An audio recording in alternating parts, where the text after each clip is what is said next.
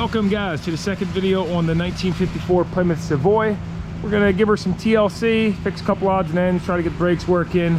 And I did promise the guy Tom that I'd really try to get some cinematic shots, cruising this thing around. I would love to cruise it with Jen, so hopefully we can get things worked out without putting too much in. And at the end of this, we'll probably get a buyer lined up by then. I'm still waiting for the title in the mail from the guy who sent it to me in Florida, but I'm gonna let her warm up a little bit. We'll drop that oil since, it's been many years since that was changed, and I'm sure with all the carb spray and junk been going down there, it's probably pretty filthy. And she just deserves a little love. I mean, I think she's a happy camper to be running again, and I think she wants to hit the road. And this engine just purrs really whisper quiet. She's been running for a little bit, pretty much warmed up. And by the way, thanks very much for all the input and comments you guys have left. Like the ship, I was like, oh, what's this Clipper doing on all the logos? I didn't realize the Plymouth logo up until 1961 was a tribute to the Mayflower, which landed in Plymouth, Massachusetts, right? Remember I was showing you guys how this weather stripping got all bubbled up? Well, the owner, he saw a video and he said this happened when they shut the doors, I guess, when the paint was still a little bit wet or so, and the VOCs coming off the paint caused that weather stripping to just deteriorate. So we're gonna get rid of that, clean this all out. I just went to turn my air compressor on, it wasn't coming on. I flicked the switch a few times back and forth and now it's going, but I have a feeling we'll have to revisit that. However, the one nice thing about these dual compressors is if one fails, you just click the top one and you get double air volume too into the large tank. I had flicked the switch and I heard a click over there, and down to 30 psi, but I guess the electronics just aren't built like they used to be. That top switch is way older and it's never given me a problem.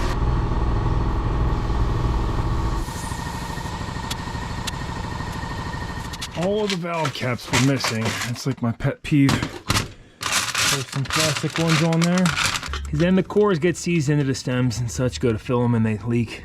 Spider caught a lanternfly.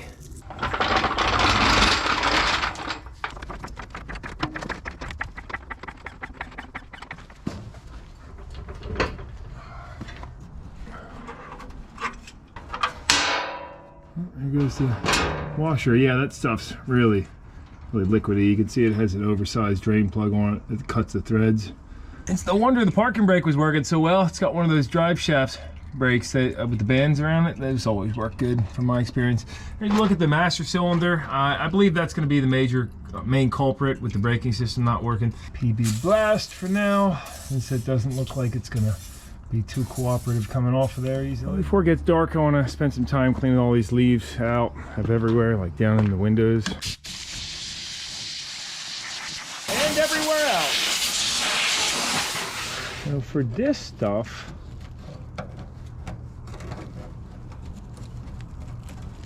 yeah, it's just crumbly nastiness.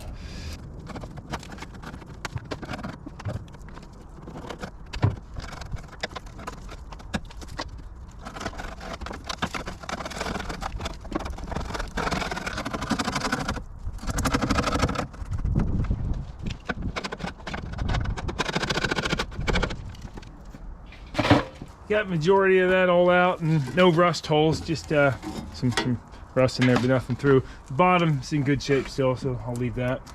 And I guess let's get this trunk cleaned out. Get this over here too. I hate when there's not stainless screws on license plate bolts.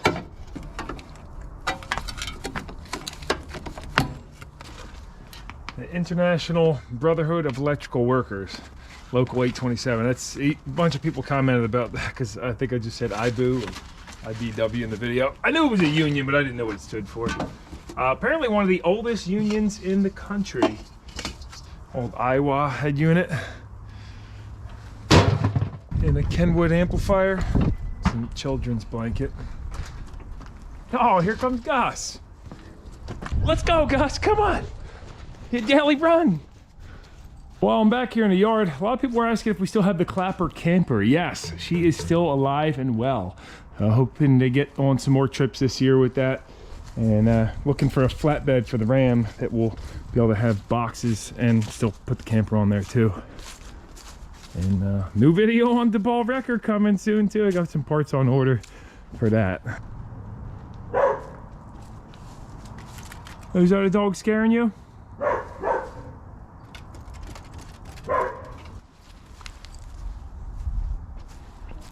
You won't give it to her? Just come get it. Come and get it, I dare you. I dare you to try. I got you. You can't catch me. I'm the fastest wiener dog ever. Look how dopey he looks.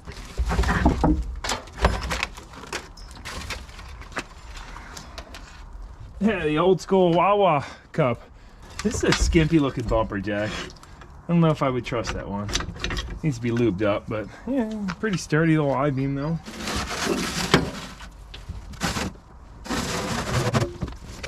Just locking in the moisture and covering up the rust, making it rust worse.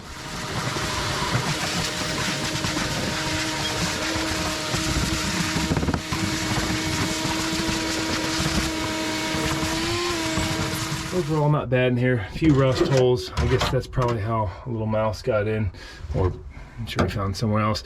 I think this is probably all from the restoration, like that was previous done, like over here, kind of. That's what I would guess anyway. But I mean, it's solid in here. I was expecting it to be worse behind his back seat, but really actually clean. One nest down on the bottom. Get that all vacuumed out. Actually, that seems to continue into the car. Oh yeah, there it is. Okay, that's where the stink was coming from.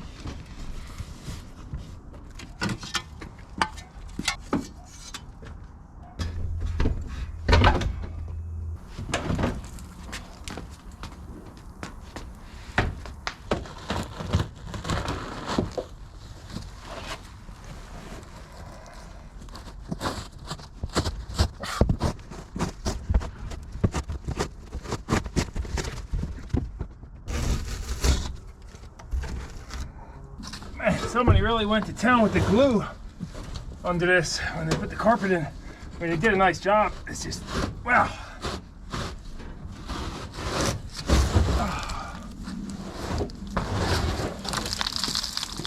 I mean, they really went above and beyond. I even filled in all these little valleys, probably just for noise reduction as well. I mean, somebody really cared when they did this. Of course, I'm taking this all out just because it really is pretty nasty stuff. It smells like mildew and cat or mouse piss. So, you know, if there was a cat around, this wouldn't happen.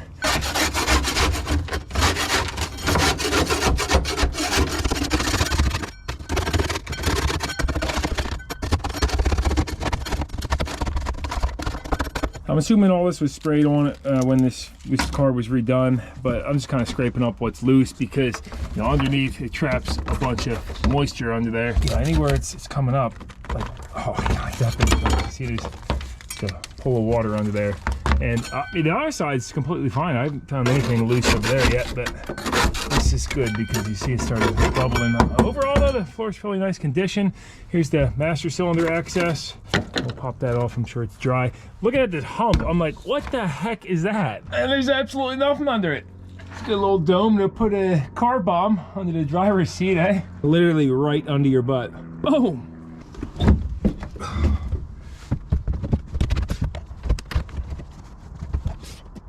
And that's what we're looking like back here. So I get this all cleaned up. Luckily, the headliner stayed really nice. There's no mold or staining. I mean, this was going to be in bad shape in a few more years. So it's really good that Tom gave me a call and we got this thing out of there. You know, with all that moisture in there, it would have just rotted and this thing would have turned to mold inside. It would have been terrible. So it's really a shame, you know, when somebody goes through this much work to do a restoration. I mean, they did a nice job, but it should have been kept indoors. And of course, the mice could have still got in. You got to take preventative measures to keep those mice out too, but it's really a shame to rip all this hard work out. And I'm just double checking around everywhere. Looks like we got another nest up in there. So I'll vacuum that. I wonder if they went in front of the wheel well too. I'll just run the borescope back there. Yeah, nothing else down below. Just that one little old bugger on the nest. A couple hours later, and we are still going at it. definitely not getting to the brakes tonight, unfortunately, because kind of just having a big clean and lube fest. So I was able to fix the door locks on this side. You guys remember, or I'm sorry, the door latching. It didn't latch at all. Now it's nice and good. You can lubricate these locks right through that little hole, but that wasn't doing the trick, so I had to take you know, the steel trim off and get down in there, lube it all up. But now the locks work and everything. You just push that forward, and all right, well, it should work. It should be locked. I think maybe you gotta lock it once the door is shut. Yeah, there it is. And got the wing windows lubricated down here on both sides, and now these are just smooth as can possibly be. Look at that. I took the aftermarket mirrors off of there because those were kind of in the way of the wing windows. Back inside, found some pretty cool stuff. You guys saw how failed New Jersey inspection.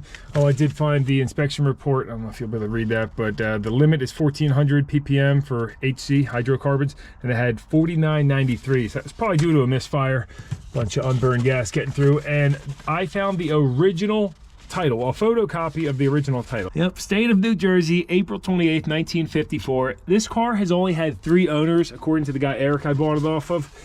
So that's pretty neat. And thanks to the comments on the last video, I now know what this is. It's a tissue box holder. Look at that, auto serve, Kleenex tissues. That is so neat.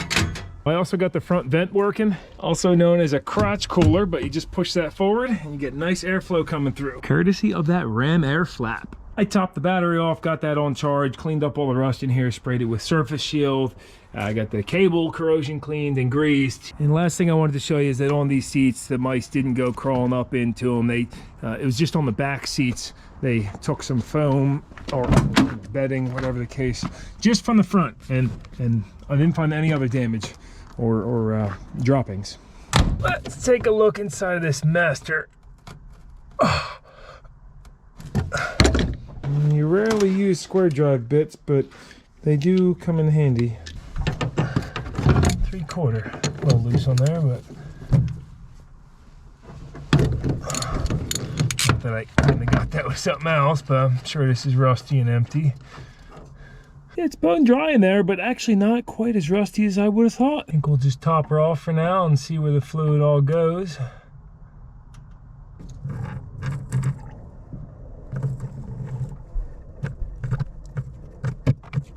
Let's air come out. Yep, that feels like it's getting on the ground somewhere. I don't see any leaks, but I think I found the culprit. If I would have just rolled under, I would have seen this. See all that bubbling paint off this wheel on the driver's side rear. This has clearly been leaking for a while, so we'll have to pull those brakes apart tomorrow, see what's going on. But both the rears spin freely. Good on the driver front. Yeah, tight on the passenger front. At least it moves though. Put this drain plug back in before I forget, all right? Look how tiny this transmission is. It's cast iron. Should probably check the gear oil, huh? Oh, yeah, we're pretty low in here. Yeah, I'll top that off. You can see a fair bit of a leak off the bottom. Anytime you gotta fill a large amount of gear oil, it's always worth it to heat it up. I usually use the microwave, but I'm only going like probably 20 pumps here to get it up to level. There it is. Took about 25 ounces or so. I'm gonna fire up this ozone generator now. Let this run all, well, up to whatever the max is, 180 minutes. And that does a great job sanitizing and helping get rid of all the odors. Don't know exactly how it works, but it uses electricity. You see that purple glow on there? That's like basically a big spark. Let this go to town. Check it tomorrow.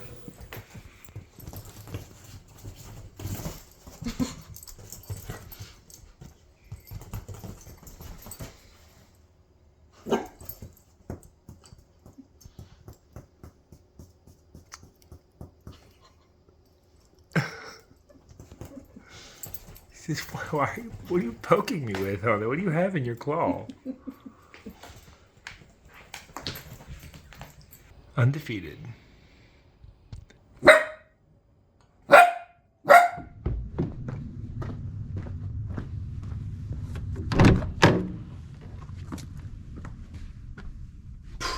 Already smells perfect in here. I'll let this air out some more today. And I mean, these ozone generators, you just want to be careful you don't breathe this stuff in. It can damage your lungs from what I was told. But yeah, that does a good job sanitizing stuff. I guess we ought to finish the oil change. Got a filter on the way. So this is actually considered like a bypass filter. As I was showing you in the part one, it's got the little 3/16 brake line style lines going to it. And it's just like a oil refiner, let's call it.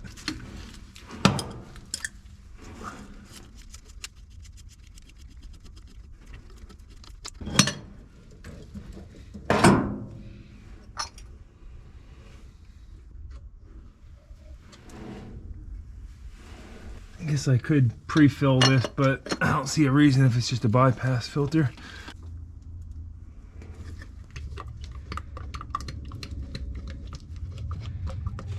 And throw a ZDDP additive in there too, because I assume this has flat tappets. Wow, this stuff's getting thick in the cold. Holy smokes, it's like molasses coming out of there. Or did it just gel up or something? There it goes. And charged up this battery overnight. We already know it's good, but I figured just give it a full charge.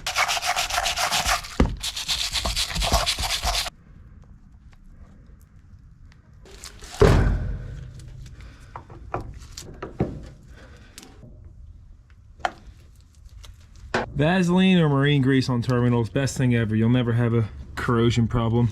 Went with the old bungee cord battery hold down for now too.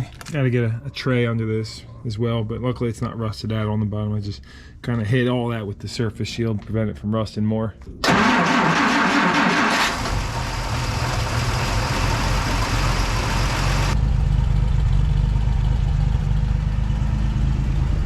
This thing cleaned up a little bit today too.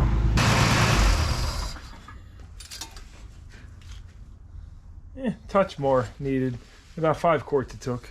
Ended up repositioning the coil so it doesn't rattle on out of there. Looks better that way. Keep hitting my head on this hood, and did check the coolant level out of all that running. It hasn't dropped down at all. Let's move on to the brakes now. Find out why this wheel's locked up and check the, well, let's check them all, I guess. Huh. Double hubcaps. It's got wheel bolts on it instead of nuts. Ooh, are these? Oh, righty-loosey. Okay. Reverse side. Now here's a look at the driver's side front. You see the drums are riveted to the hub, so we'll have to take the bearings up to take an inspection. We got a broken spring. Looks like a newer spring too. Unless it was painted, and then all this rust is just probably from the battery acid leaking down, so I'll blow that all out. It was some surface shield for now, but I mean inside of here, look at that, it's incredible. Really beautiful. And we have all sorts of grease zerks everywhere. Upper control arm's got 2, the kingpin's got 2. I mean, everything's greasable on these. Both tie rod ends, factory sway bar on there.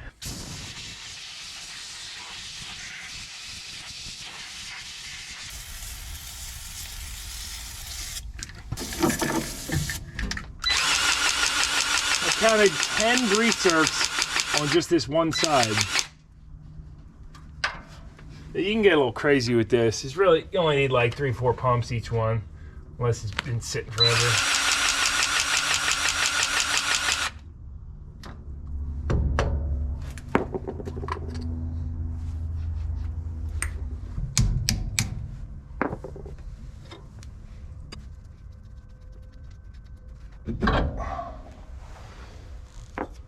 This has got dual wheel cylinders on it. Fluid comes in on top and then crosses over to the bottom one. I don't think I've ever worked on that, but this side's not leaking. We got nice linings, so I'll probably leave it alone. And inside the drum, nice, a little bit of rust patching, but you know, looks pretty good. This seal seems to be leaking grease. It's rock hard, so it should get new seals. We will call it good and safe enough for now. I didn't see a brake adjustment on these. When I found the adjustment, it's quite simply a 3/4 bolt on the back that you just, on a spring, you can adjust each side to where it just barely contacts. Wow, it's convenient. There's a look at it on the back. It's just this 3/4 inch bolt, spring loaded. And I wonder if we tweak those on the driver's side, we can get this wheel to unlock. There we go. That's it. Just needed the adjustment backed off on this side. Probably a little bit of rust in there. Let's go ahead and check out the one that we know is a problem. Got one missing bolt. It's a bummer.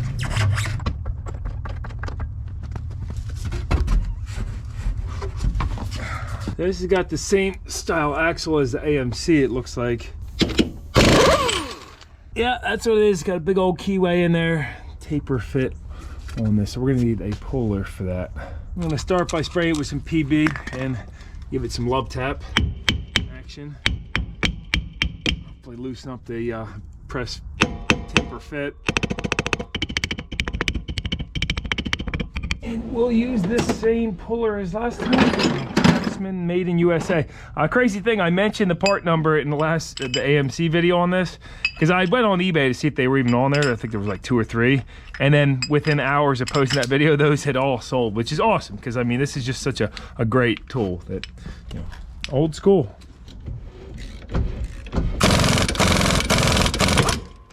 There it goes. That was scared me a little bit there. Without this tool, that would have been very hard. Oh yeah, look at that. No linings left, and the linings literally turned to mush. And this has obviously been driven for quite a while with this leaking wheel cylinder. Luckily, well, this side only has 1 wheel cylinder. Maybe I can even find that in stock today. This has got a very long taper fit. That whole entire thing makes contact. And the back has those same style adjusters, one on each side. This must be like an eccentric cam that rides on the back side of the shoe. The only downside is they're not auto adjusting, but they're super easy and would probably never ever break or fail on you, unlike the auto adjusters always get seized up from the rust and then they don't auto adjust and your drum brakes get loose on modern pickup trucks. I guess I could try to find a drum too, but I have a feeling that's going to be hard to find, so maybe we'll just clean this one up. Here's a closer look at it, and you can see those adjustment cams I was talking about. Yeah, I don't think you can rebuild that shot. Here's a look at the body on this side. Just fabulous. I mean, there's the rust holes in the trunk.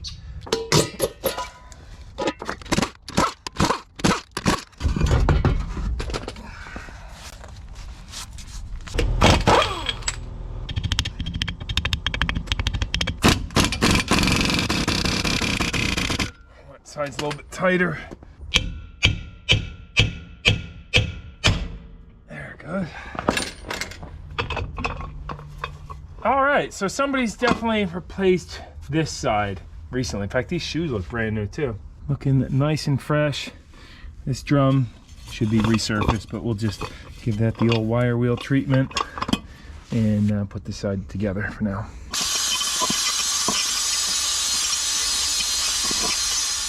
Just putting this together lightly so when we bleed the brakes tomorrow, hopefully get that wheel cylinder and we'll pull this back off and re-inspect if it's not leaking. Yep, definitely redone on this side too. We'll just have to find out after we fix that driver rear and pump these up, find out that they don't leak. USA made wheel cylinders though. I'm sure they have some rust in the bores. I mean, they should really all be replaced, but I'm not trying to dump a ton of money into this. So at the moment, just fix what's broken. Sure enough, those shoes that were in the car, the correct ones for the left rear, and got a wheel cylinder on order. I guess this just cranks off down here. It must be a bolt. Oh, big nut on the back side of them.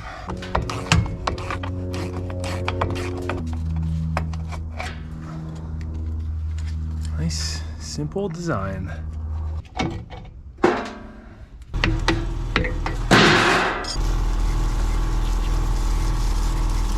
some degreaser.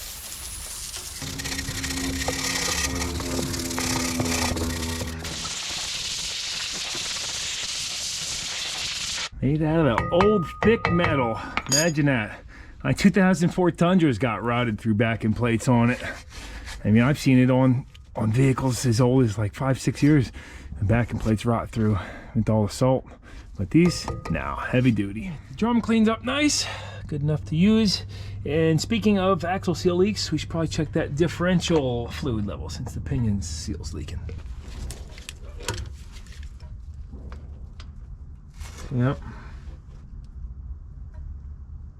Oh, pretty black, very thick. I mean, I suppose being that dark, I should really just change it. It's got a drain plug. It's not on the absolute bottom, but I drain most of it out. It's a 5/16 square head.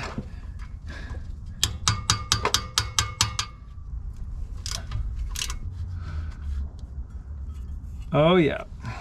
It's almost like somebody filled it with some really thick stuff because they had that pinion seal leaking. I mean, it's like tar almost.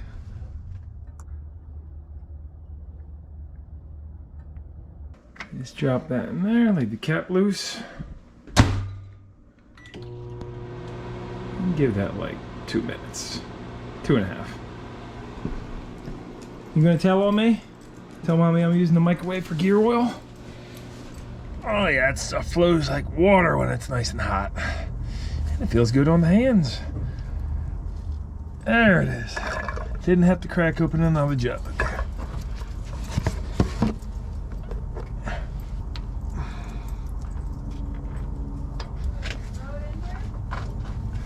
Yeah, I guess so. You guys remember I was showing this doesn't have U-joints. People commented this is actually called ball and trunnion. It's an older style, I suppose, but kind of nice. You know, zero maintenance. I assume it's just packed full of grease as long as that boot don't tear. I think it's time she gets a little bath. Nothing crazy, but you know, there's a bunch of grime everywhere on it, and I mean places like under the hood, along the side.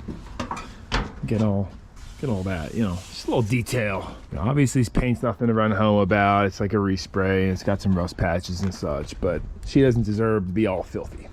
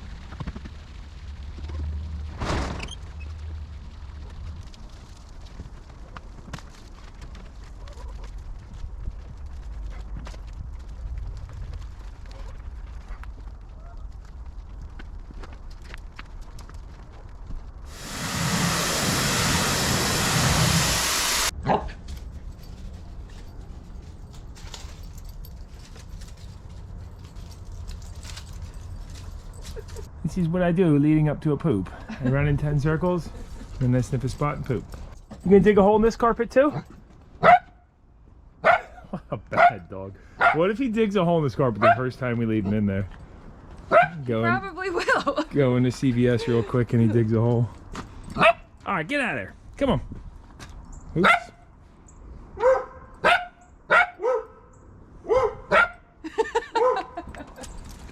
Alternating barks. Cute. A couple hours later, and here's the final product. She shined up pretty good, I tell you. We were able to clean all the door jambs and the grit out of everything. And I mean, me cleaning a car really says a lot, because anybody that knows me knows, like, I hadn't cleaned my Tundra. Well, heck, ever since we sunk it in the river. That was the last time it's been cleaned. Otherwise, it just never gets done. But this beauty certainly deserved a little TLC. Got all that gum inside of the windows were all like sticky. Yeah, looking good. We got the new wheel cylinder in. Just have to bleed them now. I gotta say, these are the easiest drum brakes I've ever done. There's these little felt pads behind the washers on the bottom, and those were in decent shape. Just kind of packed that all full of silicone brake grease.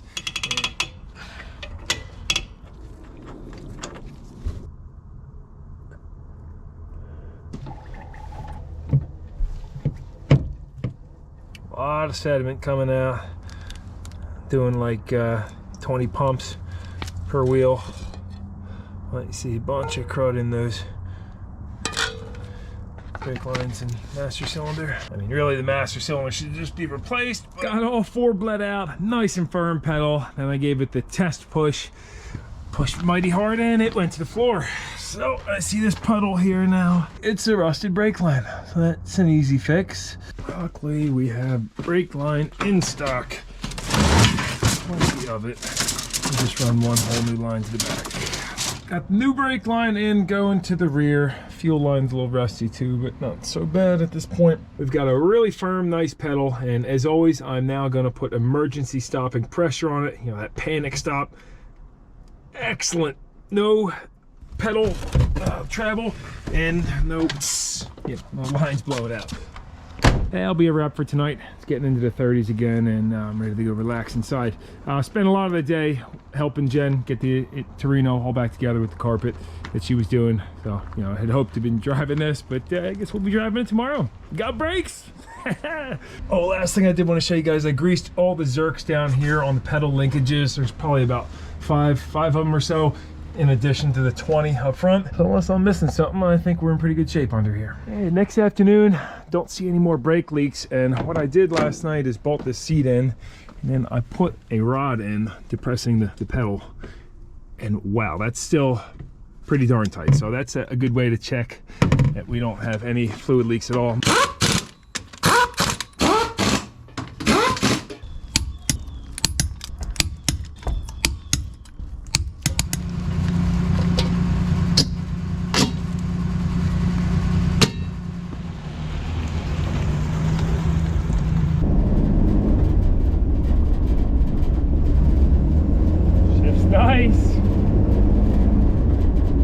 At first I had a little bit of an issue on this shifter because, well, you got to go up and down for first, or all the way up would be reverse, but I didn't realize you had to pull up for first gear. The clutch has a little bit of chatter, and that first gear is pretty high, but shifts like butter otherwise. Ooh, it just kind of fell on its face there.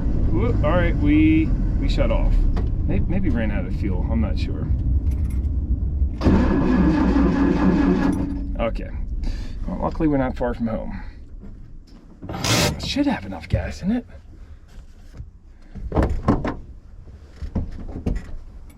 Great. Classic double NKH. Had to run back home and get gas. Luckily not very far. You need a bent funnel when you're working on one of these, otherwise you'll never get that gas in there. Oh, let's try this again. So I was talking about the shift pattern. You gotta pull up and go down for first. Clutch feels good, has a little bit of chatter though. That could be some rust patching. And you know, it shifts into second just like butter. So the gas station's only a quarter mile away. I can't believe we didn't make it there, but you know, I guess I had it running in the driveway longer than I reckoned. How about the wing window? Yes! The crank and a half to get the window down. You got this bar here to hold your hand on to. Drive straight.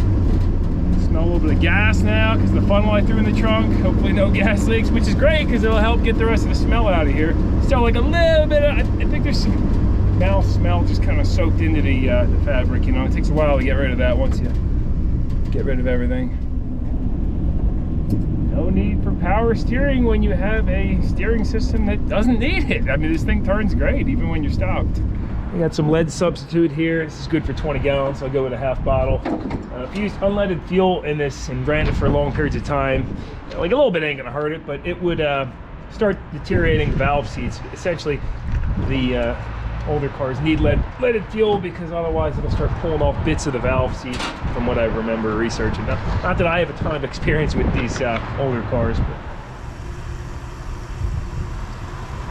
on the gauges, it seems the only one that works is the speedometer and the oil pressure. I don't think the other ones aren't working.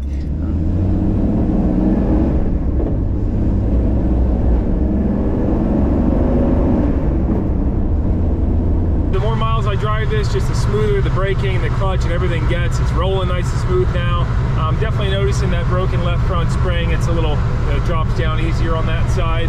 And I forgot to show you, we do have a coolant temp gauge there showing 190, just over 190, so I'm good with that. Indicating 50, showing 47 on the GPS. And I'd say this 50, 55 is pretty much the max speed in this thing in top gear. I mean, any more is just, you're really pushing the motor. Feels good though. You ain't gonna do 70 down the freeway. I'm kind of falling in love. She just drives like a cloud. I mean, shit. This thing really does run solid. Like, I can't believe it's only 100 horsepower. It feels so much more.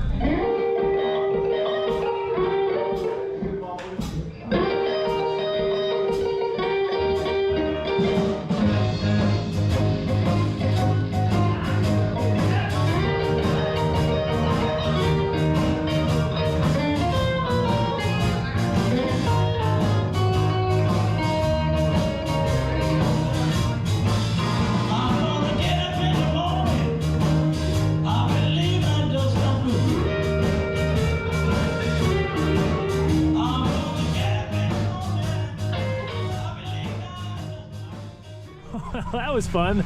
Just had my first single service master cylinder brake failure. I went to do some hard braking into a turn and it just went straight to the floor. And so I went under here checking for leaks, and sure enough, the passenger front blew out one of the wheel cylinders. And that's a perfect example of why with these old cars you should always replace all 4 of the wheel cylinders, in this case all 6, master cylinder, and fully inspect all the brake lines, because luckily I'm out here where there's no traffic or anything. And I did brake a little bit hard. The weird thing is the pedal actually feels fine now. I mean, it went straight to the floor before. Fortunately, I did bring brake fluid with me. I'm thinking we could just limp her on home. However, I tightened this down pretty good and didn't bring any tools with me. I was just cranking on it with the Leatherman, and it just doesn't seem to be wanting to happen. So I've got this big rock. Let it go.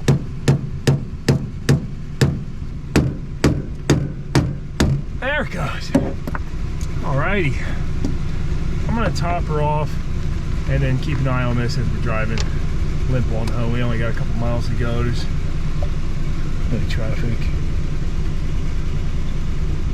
Turns out our ammeter is working. When I turn the lights on, look at that, dropping down quite a bit. So we gotta check that charging system when we get home too.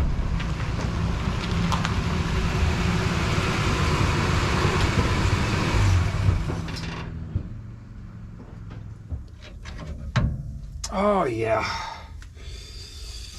Yeah, it's a darn shame because these shoes were dry before. We took a gamble saying, yeah, these ones looked decent, and well, not so much.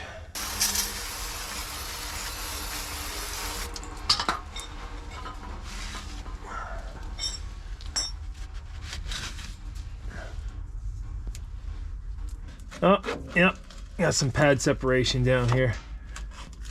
So yeah, these were shot anyway. You know, on these shoes, if you can just run a screwdriver around them, they had lost their bonding a long while back. Go and get some shoes, wheel cylinders, and I'll probably order a master as well. And just so I can move it around for now, I capped off this line. Let's check out this generator situation. I got the marker lights on. This on the 10 amp. Connect these. Got -4 amps. And with the idling, yep, sure enough, not charging. -5.3. So that means if I disconnect this, yeah, it shut off. Now we're out here next day to fix the charging issue. Now it could be a generator or generator regulator. I was reading up on these some. Very, very simple system. And by the way, after looking at pictures, I definitely have this coil mounted upside down now, but I'm good with it that way. It won't slip out or anything. Just looks a little goofy, but this thing simply consists of 3 magnetic switches, aka relay. It's got a circuit breaker for overcurrent, a voltage regulator switch, and then a current regulator. I don't know where they're located in there. We'll pop this cover off. The wiring going to it looks pretty darn rough, and you can see this one actually had its coating burned off. Looks like it got hot. And digging a little bit further back, already found the issue. Oh man, that wire is shot. So it's corroded through on the yellow wire, which goes to the FLD terminal. So let's get a new wire on that and see if it takes care of the issue. Really, all of these should be replaced. And what are you up to today, huh? Sniffing around to eat something that you shouldn't be eating? And here's a look inside. I did a temp fix for now, covered this wire with some heat shrink and replaced the other one down to the harness. Again, really this whole harness should be replaced to be safe, or if not, carry a fire extinguisher with you. So this circuit breaker one on the bottom, this is normally open, and you see it sparks when I click it, because that actually, if that stayed closed, it would it's connecting the battery to the generator, and it would drain out the battery from what I was reading online. And then these other two, the current regulator and voltage regulator, should stay closed. And the only time, they are closed, but look at the points alignment on there. It looks like they were never aligned properly, and it's burning out of the way. So maybe I can just bend that over to get a little bit better contact for now. You see, these are all 3 spring-loaded. These are just spring-loaded closed, and this one's spring-loaded open. And with that bent over, it's making a little bit better contact. Still not charging. Turn the lights on. Okay, that's still not charging on there, but I hear it ticking. Would you look at that? It's the voltage regulator. Kept clicking back and forth, preventing overvoltage. However, the circuit breaker has not made contact, so that might just have a bad solenoid, or it's not producing enough current. When the generator produces current, it creates a magnetic field to pull that down. Let's see if I just push it. Oh yeah, I can hear the generator struggling now. And whoa, we are all over the place on the amperage. Let's turn the lights on. Oh, we turn the lights on, it steadies out. How about that? So the generator is outputting, but that's not normal. At least I don't think it is. And you can see the voltage solenoid is clicking much slower now. I believe the top one's the voltage anyway. I'm not 100% sure on that. See what happens if we open this bottom one. Yep, that turns it off. Look at that. If I disconnect the circuit breaker manually, it reconnects itself. So that means that magnetic switch is working now. Just checking the voltage real quick. We're at 7.3, so we're not overcharging. That's actually great. And if we open up the circuit breaker, it goes down to 6.8. See if I rev it up some. Yeah, doesn't seem to be overcharging. See if it still charges. Start it. Now, you can see the breaker tab kind of wants to go. It's fluttering back and forth, but it's almost getting like an on and off. It's not quite enough to keep it, get it to close unless I push it just a little bit, then it closes. Which is leading me to assume or guess that we just have a bad generator, or something wrong with the windings in there, or short to ground. I'm not sure. Ooh. Darn starter Bendix just stuck. I wonder why I did that. New problems arise. Give that a little whack with the hammer on the starter. I don't see anything greasable down there. Alright, starter's gotta come out. We'll address that new problem first and then go back to the generator issue. Boss, you ready for your bath time? Wait for the nap? Come on, let's go. What is this? Turbo leaving hairballs on the bed? Ew. He's like, what are we doing in here? What are we doing? No. Oh, it's warm, buddy. Oh, he was taking a hot bath. I was doing some more research, and 2 simple ways of testing this generator, which, I mean, we already know it's good because we saw it charging. Motor testing it, because essentially this is a generator, but it's just an electrical motor is what it is. So we're going to send power to it, see if it turns. Take the belt off first from the fan. And the second one is a voltage output while it's spinning and idling, but we can't start this back up because, I gotta pull that starter out and see why it's sticking a bunch. I've got both the armature and field disconnected. The field is grounded out, belt off, and then I have this going up to the negative terminal. So when I tap this, it should spin toward me, yeah, clockwise. Let's see. Nothing. Oop. It's not making good contact. Yeah, there it is. So I would expect it to spin a little bit faster, but yeah, it's a good generator. I suppose we just need a new generator regulator. And the reason we knew that was going to motor clockwise is because a generator always motors the same direction as it is normally spinning, which you can see looking at the fan, it's cutting in, pushing air that way. So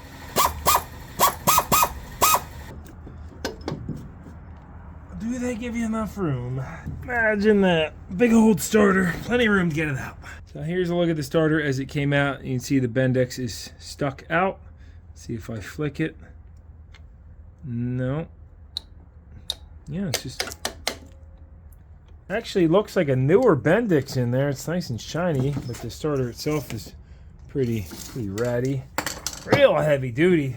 It's a Chrysler part 1473558 by Autolite, and they got their part number on there too. So yeah, the Bendix seems to be stuck out, probably because it's some cheap aftermarket one.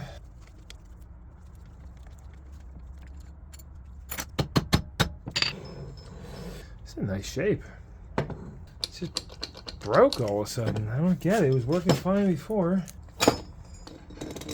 If that ain't a newer aftermarket Bendix drive, I don't know what it is. And look how dry it is. It's like there's no lubricant in there. So this should be flying back down there. What? There we go. So we just get a new one of these, will be all right. Or I can take it apart and try to figure out what's going on. Why won't you retract? I don't get it. Oh, I feel like there's a better tool for this, you know? Or better pick that's not going to bend. Let me tell you something. Snap-on picks, they are worth the money. Not only are they warranted for life, you know, if you work at a shop and it's convenient, but they definitely are among the strongest picks. Wow, I can't believe how easy that just came out. It's all in the technique. There's probably some old timer watching me right now, laughing. He's some guy who used to rebuild these all the time. So again, I believe this should be sliding all the way down, but it's not. So we go further apart with it and keep going until we either break it or find the problem and able to fix it. Probably a better tool for this snap ring, but again, the old pick will get it done. You know that, or you'll stab yourself, one of the two. There it goes. Oh, great. A bunch of balls and detents and springs and such. This should go freely. There it goes. All right, cool. So we'll find out why this was doing that, and that's proper operation right there. I think those spring-loaded detents are supposed to ride on this surface, and this thing overspun so that they went into this valley. And I could be completely wrong. I mean, again, I didn't look up any pictures or any info. I'm just trying to figure this out. So I have them back in here, one right there, one right there. And if I try to go, they're going to just drop into this valley, and then it's going to get stuck in the same darn place. You see, like, over here it's ramped so they could slide, but this is very sharp 90-degree edge. So I think the only way to get it back together is going to be taking these plugs out, or I suppose I could fill this valley with tape for now to be able to get them by. Yeah, there it goes. All right. I can tape back off and should be good. I feel like we're missing a ring or something. I don't know. I mean, why is it overspinning to where those end up in that valley? Now remember, if this spins too far, these detents go into there and it gets locked up again. So the fix is very clear to me at this point. We just need a spacer in between. It's probably supposed to have one, but some kind of spacer to prevent this from flying out too far. So this is what it will look like. And I'm not going to lie, I stabbed myself like 3 times trying to get this stupid ring in here. That was very tight. It's very high quality tight ring. But this is what it should look like, and that is how it should operate. Just don't want to overspin it again. That's right, we got to put this clip in too. Yeah, that one was a little easier. Looking through the spacer drawer, trying to find something that'll fit on the shaft, but then I'm thinking, like, when this flies out, it should be hitting the flywheel anyway. Like, that should be what stops it from coming out too far. So, I don't know. I mean, maybe I'll just throw it back in there and cross my fingers, right? Just to be safe, I took this 1/2-inch brass pipe fitting and modified it to slip on here. So that way, no matter what, this won't fly all the way out. And, well, let's find out right now, actually. Here it goes. Yeah, there we go. Can't come out any further than that, and that should be plenty enough. Yeah, she got locked again. That's not going to do it. So I think I'm just going to get a new Bendix. I really did think that would be enough based on my measurements, but if I went any more, then you're probably not getting full engagement on the teeth, so I don't know. And the sad part is the only way to take this back apart is, well, you got to take the whole darn thing apart. because you can't get it to go back on no matter what. Well, you never believe it, guys, but down the street in my neighborhood, there is a guy that has a bunch of old starters and alternators. He's actually got a really cool garage, a 38 LaSalle here, a 54 Cadillac Eldorado, which I'm hoping to maybe do a future video on this car. It's been sitting since 1987. But I called him up. I said, hey, you got any Plymouth starters? And he said, yeah, actually, I happen to be inventorying some right now. And so he just hooked me up. You can see none of these have any spacers on them, so that's kind of out of the equation. I guess we'll go with the fact that the flywheel ring gear stops it from going out any further. But these are all rebuilt, and you see this one is stuck out the same way as mine is. Won't go back in, but the rest of these, you spool them all the way out, and they do return. So I'll grab... I think we'll go with this guy. And then he did have one 6-volt positive ground generator too. So might as well grab this, since even if mine's not bad, he gave me an incredible price on these. This is a motor he just had redone, old flathead Cadillac, and he's getting ready to put it in that beauty right there. So maybe some future videos in this place, but yeah, I mean, hundreds of starters and generators. All right, back home, a quick side-by-side comparison, and they seem to be identical. And same amount of teeth, same shaft length and all that. This says 1951 to 1955 Plymouth. I'm not gonna lie, every part of me wants to take this apart and see why it works well and doesn't lock up like the old one, but these are a slightly different style. You see this new one doesn't have like a belled-out area. So if one of you guys know why this is jamming out, I already took it apart. I see why it's doing it, but I don't really know what's missing. If somebody knows what I'm doing wrong here, let me know. Because as I showed you with his starters, a bunch of them are already stuck out like this. And what good is that? You bolt it in like this, it ain't gonna work. Check out that old school high quality weld on this casing. Let's pop this open and see what the brushes look like. Nice brand new brushes. Everything's looking healthy. He said these were probably rebuilt like 40 years ago or so, someplace in New Jersey, Lyndhurst, New Jersey, made in USA. Look at the weld on this case. It's not quite as nice, kind of junky. Bolts are back in. It is freezing out today. All right, that's not going all the way in. Coming back out. Easy access on these old parts, but man, are they heavy. Old iron. Yeah, they look the same. I guess maybe just needs a little bit more finagling. Same part number 2, PS291 on the cone. Oh, same part number, but no matter what, I can't get it in. It's got a casting clearance issue. Hitting a block right here. Yep, sure enough, this one's all factory casting, and this guy has been ground down a good amount. So we either swap these or...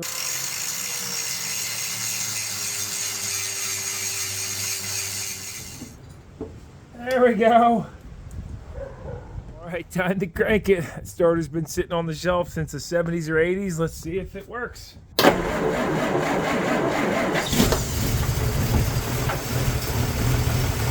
it is. Definitely cranking a little weaker, although it is much colder today. It's below 30 degrees out. Before part swapping the new generator in, I'm going to try polarizing this one, since these have permanent magnets, and when you let them sit for a very long time, apparently they can lose their polarization. So you just take a 16 gauge wire and you go between the armature and the battery for 1 second. And it should make a little spark, it said. That's it. Let's see if that did it.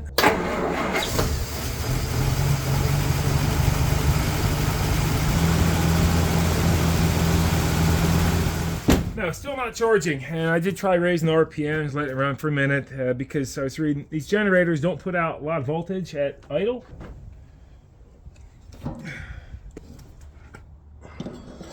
It's honestly quite astonishing that I was able to get a generator and starter for this today from a guy that lives literally 10 blocks away from me. That was a perfect fit. Let's go ahead and polarize it, since that's been sitting on the shelf a long time. A little spark. Okay. And still not charging.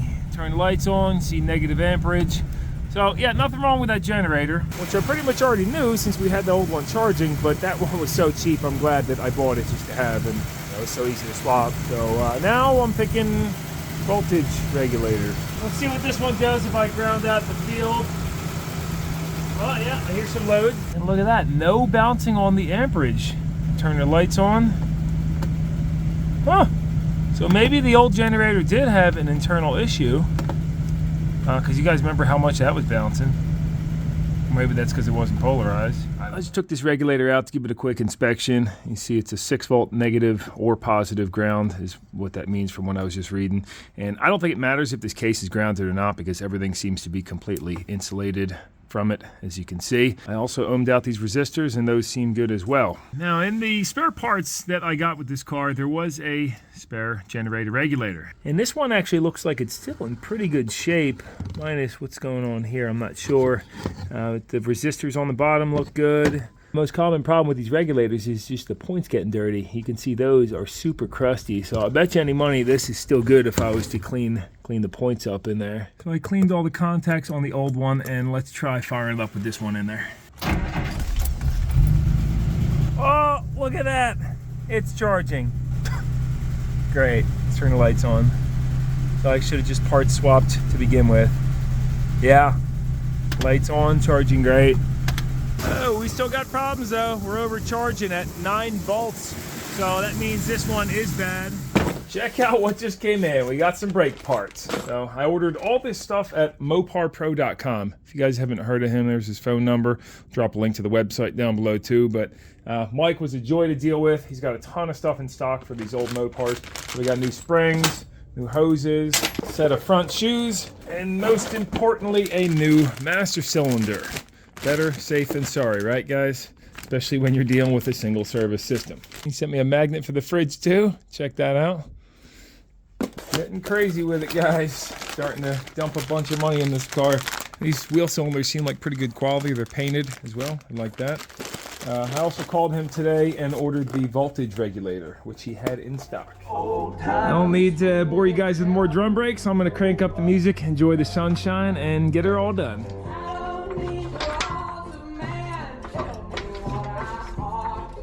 On this driver's side, I don't know if you guys noticed it before, but look at these springs. One of them, whoever last had these apart, it's not seated all the way in there, so you get a little tug, and you just fly right off. This car takes the same shoes all the way around, and the front's got 4 different wheel cylinders, but the only difference on the front compared to the rear, well, of course, the dual cylinders, but also this lower bolt passes all the way through and is part of the knuckle reinforcement. I just noticed something on these bolts that go through the shoes, where they ride inside of this surface. See, it's actually got an eccentric in there. So you do have adjustment down you have 4 ways adjustment on here actually. And when we were adjusting those left rear, I'll have to go back and check that because I didn't even notice that. Took a few hours, but got both sides knocked out. There's a glance at it. Wheel seals on the way, the grease seals, because those are dried up. They should be here tomorrow. And definitely the crux of the job was the master cylinder. It's got a big pin that goes through it for the clutch and brake pedals that ride side by side. It's pretty tight in there with all the linkage, but I got it all adjusted where it should be. Made in USA on there, see that? I guess we should pull this off and see what it looked like. And I'm glad we did these hoses, because yeah, some of these were, getting ready to pop. See, those crimps were rusted. Once those get all crusty like that, they can blow off here and fail, or of course get restricted or just blow out. Take a look inside this old master cylinder, see what it looks like.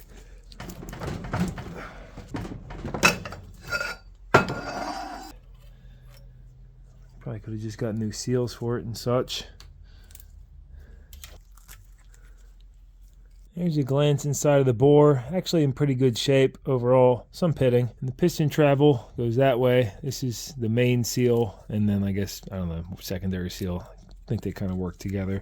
But could have threw new seals and honed it, but better off put a new one in. We got all new fluid in the lines and flushed them out real good. All sorts of crud came out. This was after it kind of settled, but I mean, look at that.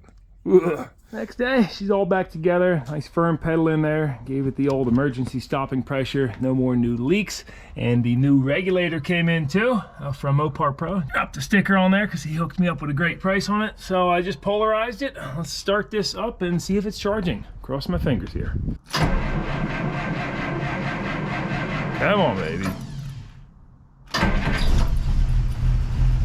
Oh, there it is. Went right to charging. And we've got just over 7 volts. So it looks like the voltage solenoid in there is working. No more of that 9 volts charging junk. We also don't have that bouncing needle anymore. Turn the lights on, see it's still charging. You know what? At this point, I want to throw the old generator back in there because I'm a little curious to see if it still charges just fine with this one. I'm guessing it will, as long as we've polarized. That was probably the initial mistake to begin with, or maybe we damaged it. I'm not sure. Original generator back in and polarized. See if we got that bouncy needle.